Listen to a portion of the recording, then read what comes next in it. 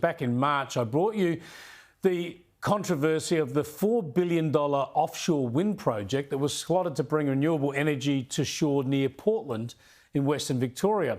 The Southern Winds offshore project plans to build 77 giant wind turbines in the Southern Ocean off the South Australian-Victorian border, with floating substations and underwater cabling taking power to shore. And we heard at the time from cray fishermen at South Australia's Port Macdonald who are worried sick it could destroy their livelihoods. If it does go ahead and there is exclusion zones around there where, it's going to be pretty hard. It seems like they've just looked at a map of Australia and they've just gone, yep, we'll try that one because there's no other proposed wind farm there yet. Since then, the Port Mac fishers and the community have tried to get Climate and Energy Minister Chris Bowen to visit, all to no avail. But the local federal Liberal MP Tony Passon arranged for them to meet the minister in Canberra soon. I spoke to him this arvo. The minister won't come to Port Macdonald before he makes this important decision. Port Macdonald will go to the minister. And Chris, that's not good enough. I mean, we are talking about potentially 275 square kilometres of ground that would be off limits to these fishermen. That would be like on land locking up 275 square kilometres of fertile agricultural land. Nobody would do that. And yet this minister is contemplating that very thing, which will make the livelihoods of southeast fishermen almost impossible.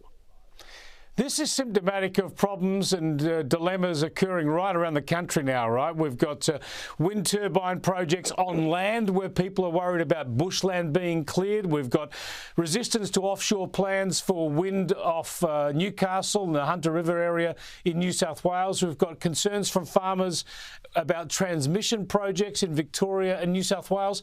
This massive outbuild of renewables is causing a lot of trouble for people in the regions. And I anticipate, Chris, there'll be a lot more grief. This is just the beginning of it. And to what end? I mean, building infrastructure in the Southern Ocean would have to be nearly the most difficult environment in which to operate and manage infrastructure anywhere on Earth. 10-metre swells, next stop Antarctica. Surely this could only lead to higher and higher electricity bills. It's madness. Tony Passon there, the member for Barker there in South Australia. Susie, you'd know this area well, but you're going to have issues like this right around the country, certainly in Victoria, where for years no one's been able to explore for gas onshore. You're going to be looking to build all these massive wind turbine farms offshore. Do you think it's going to go smoothly? Well, you know, Tony Passon says to what end? I mean, we all know the end. We want an ecologically viable, sustainable future. And I think, but, you know, this seems to be very badly managed. There is 34,000 kilometres of Australian coastline, and they're choosing to put this as close to 8 kilometres to a sustainable, thriving fishing industry, one of the most beautiful parts of the world. Surely, with 34,000 kilometres to play with, there is somewhere better they can choose but of course, to locate something like this. Come on, honestly. All those billions of dollars, hundreds of billions of dollars in these projects, we're all going to pay for it. So it isn't going to be economically sustainable. And the amusing thing here, the troubling thing, Stephen, is, of course, the reason they want to put it offshore, where it's more expensive, is because they want to avoid the fights about putting them on the land. But they're not going to escape fights offshore either.